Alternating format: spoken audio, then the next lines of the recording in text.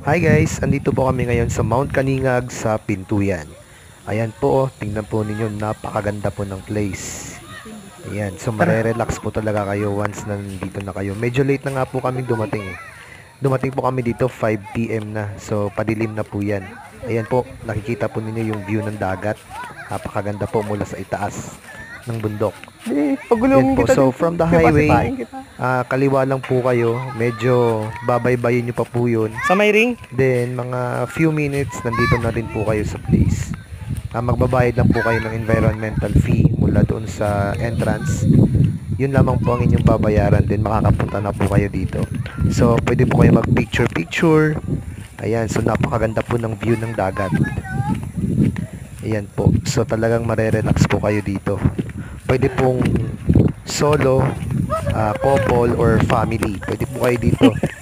Yun lamang po.